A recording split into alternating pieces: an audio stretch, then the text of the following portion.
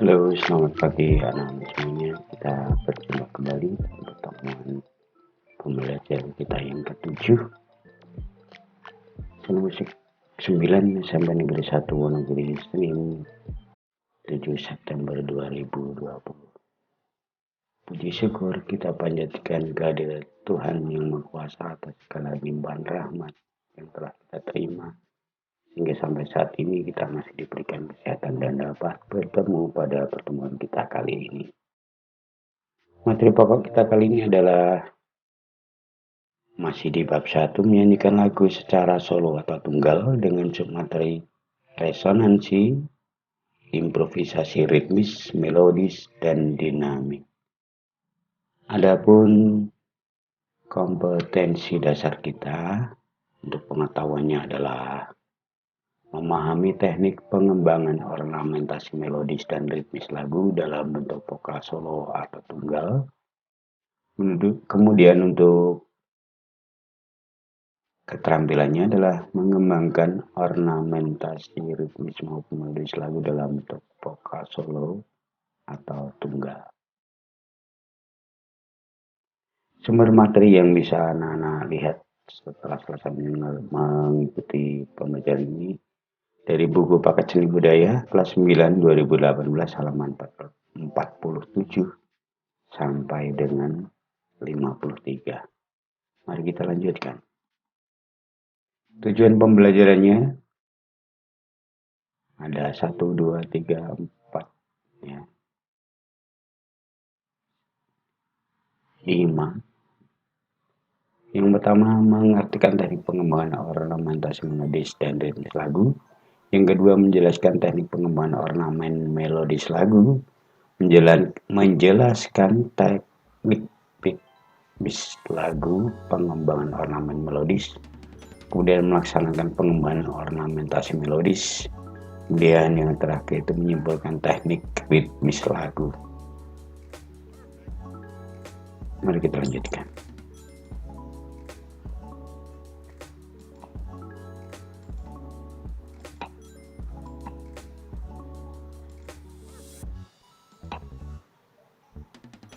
Kita akan memulai dengan yang materi yang pertama, yaitu nanti ada resonansi, dan yang kedua nanti ada improvisasi. Kita akan segera lanjutkan.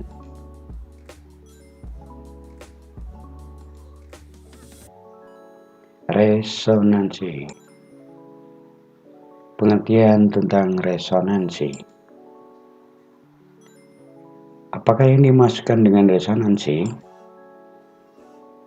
Resonansi adalah usaha untuk memperindah suara dengan memfungsikan rongga-rongga udara yang ikut bervibrasi atau bergetar di sekitar mulut dan tenggorokan. Namun pada saat bernyanyi, semua rongga memiliki fungsi yang sama, yaitu rongga resonan atau resonator menguatkan dan memperbesar getaran suara dari sumbernya, yaitu pita suara.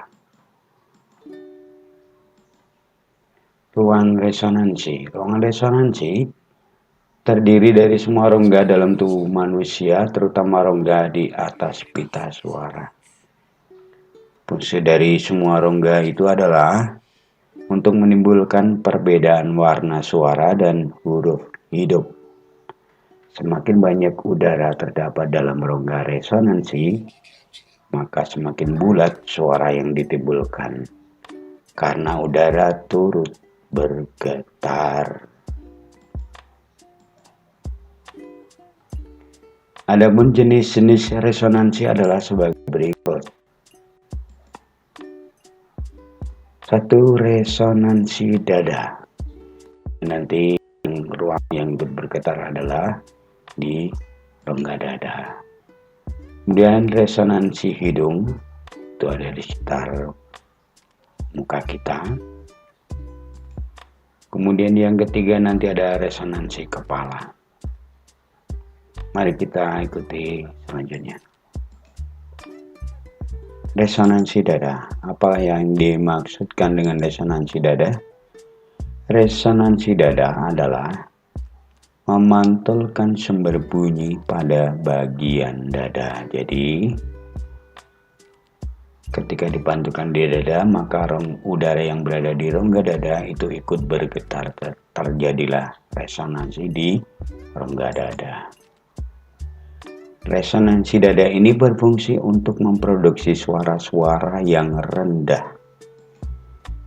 Sehingga sangat disarankan untuk memproduksi suara yang rendah, silakan gunakan resonansi dada. Resonansi berikutnya adalah resonansi hidung. Apakah yang dimaksudkan dengan resonansi hidung? Resonansi hidung adalah memantulkan sumber bunyi pada bagian wajah seputar hidung, yaitu meliputi tulang rahang, mulut sampai ke pipi. Jadi rongga-rongga di sekitar itu yang kita gunakan sebagai resonator. Resonansi hidung ini akan menghasilkan suara-suara yang sedang, yang tepat dan halus, bening pun juga jernih. Berikutnya adalah resonansi kepala. Adalah memantulkan sumber bunyi pada bagian kepala. Digunakan untuk memproduksi suara yang tinggi dan halus. Rongga-rongga yang ada di rongga-rongga kepala kita digunakan sebagai resonator, ikut bergetarnya udara. Resonansi kepala ini harus juga disupport dengan kerja otot diafragma yang maksimal. Maksudnya adalah butuh latihan pernapasan yang tinggi supaya resonansi kepala ini bisa berfungsi dengan maksimal pula.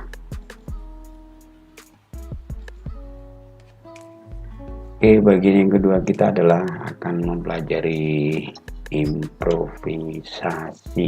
Apakah tahu yang dimaksudkan dengan improvisasi?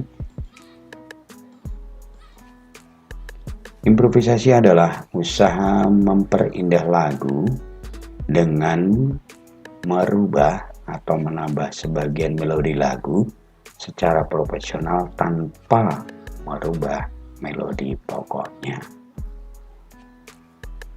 Improvisasi ini tidak dilakukan pada semua bagian lagu, tetapi hanya pada bagian-bagian tertentu saja, agar bentuk lagu aslinya tetap jelas.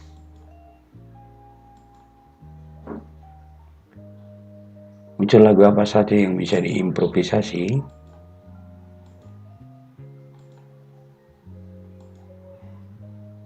Ada 3 unsur lagu yang dapat diimprovisasi, yaitu 1 unsur ritmis, 2 unsur melodis, dan yang ketiga adalah unsur dinamika. Mari kita lihat yang kita pelajari satu persatu, apakah unsur ritmis, apakah unsur melodis, pun juga apakah yang dimaksudkan dengan unsur dinamika. Improvisasi ritmis lagu kita yang dikembangkan, yang dirubah, yang ditambah kepada ritmis adalah melakukan perubahan dalam irama lagu atau pada iramanya.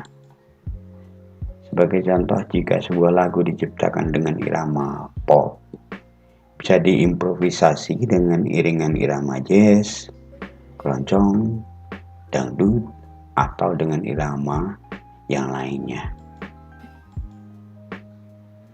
Berikutnya adalah improvisasi melodis. Adalah melakukan penambahan nada dengan jarak yang berdekatan. Melakukan penambahan nada dengan jarak yang berdekatan. Jadi penambahan nadanya di sekitar nada pokok, entah di bawahnya atau di atasnya, tidak boleh melompat jauh. Improvisasi dinamika adalah melakukan perubahan bunyi keras dan lembut pada bagian lagu sesuai dengan kesan yang akan dibawakan. Maksudnya ketika menyanyi itu tidak selamanya harus keras terus, tidak harus kemudian lembut terus. Ada kalanya, ada waktu-waktu tertentu syair-syair tertentu harus dinyanyikan dengan keras, dan juga bisa dinyanyikan pada syair-syair yang lain dengan lembut, sesuai dengan kesan yang ingin disampaikan atau dibawakan. Untuk lebih memperdalam lagi pengetahuan tentang improvisasi, silakan lihat dan perhatikan dengan seksama video berikut ini. Bisa di download ulang ataupun Anda ulang kembali melalui alamat yang tertulis. Mari kita ikuti dengan seksama video tentang improvisasi berikut ini. Improvisasi dalam menyanyi tunggal atau solo. Apa itu improvisasi?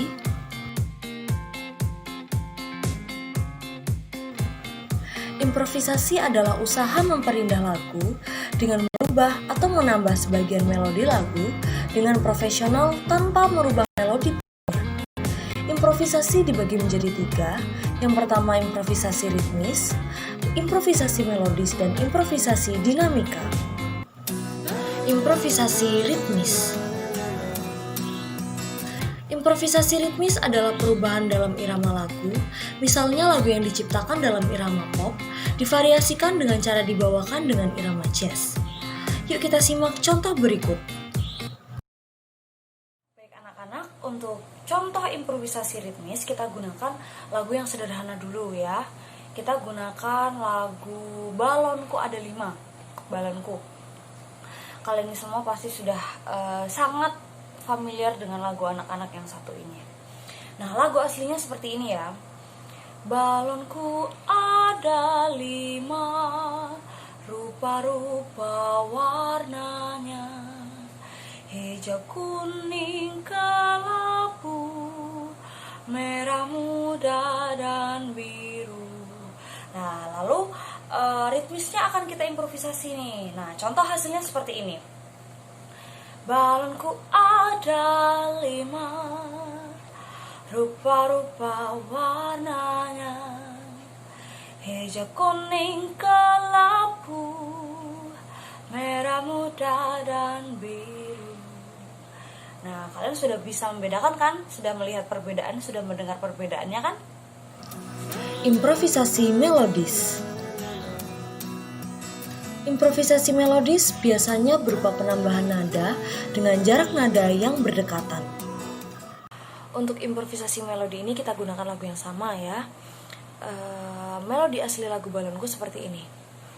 Balonku ada 5, rupa-rupa warnanya, hijau, kuning, kelabu, merah muda, dan biru. Lalu kita kembangkan melodinya menjadi seperti ini. Contoh. Balonku ada 5, rupa-rupa warnanya, rupa-rupa warnanya. Itu salah satu contoh pengembangan melodinya. Hijau, kuning, kelabu, merah muda, dan biru. Sudah bisa mendengar perbedaannya kan? Improvisasi dinamika. Improvisasi dinamika merupakan perubahan bunyi keras lembut pada bagian lagu sesuai dengan kesan yang akan disampaikan. Untuk dinamika masih dengan lagu yang sama. Contoh yang belum diimprovisasi seperti ini. Balonku ada 5, rupa-rupa warnanya, hijau, kuning, kelabu, merah muda, dan biru. Lalu di sini dinamikanya kita mainkan. Contohnya seperti ini. Balonku ada 5, rupa-rupa warnanya, hijau, kuning, kelabu, merah muda, dan biru. Sebenarnya, apa sih tujuan improvisasi? Improvisasi merupakan pengembangan ornamentasi pada sebuah lagu yang bertujuan agar lagu terdengar tidak membosankan dan lebih menarik.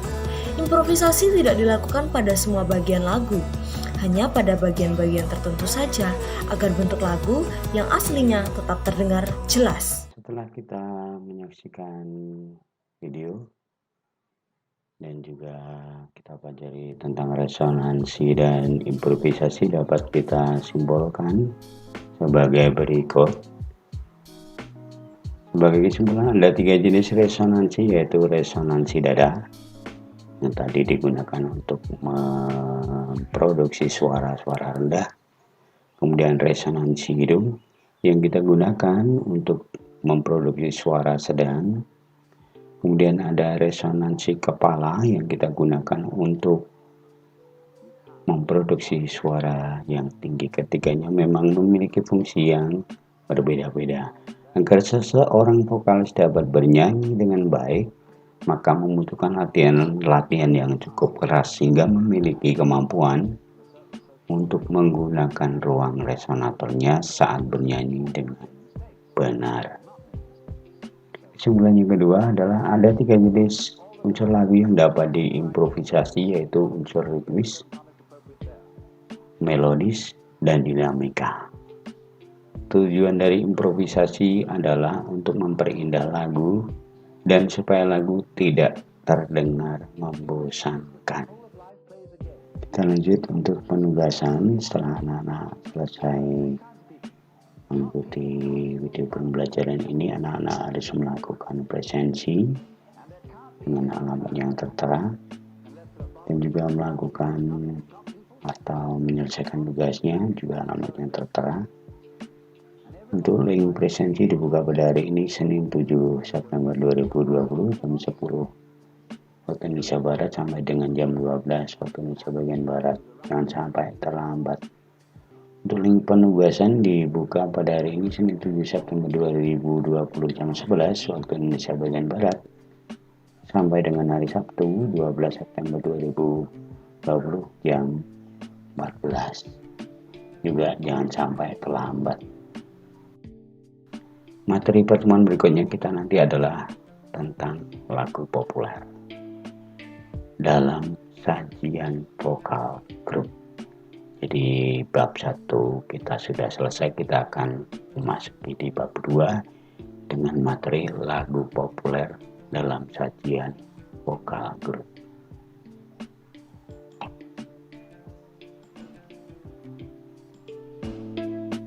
Demikian pertemuan kita kali ini. Kita bersyukur atas segala keselamatan yang diberikan oleh Tuhan kepada kita. Terima kasih atas segala atensinya. Sampai jumpa pada pertemuan berikutnya dengan materi yang baru, sajian lagu populer dalam vokal grup. Terima kasih, sampai jumpa.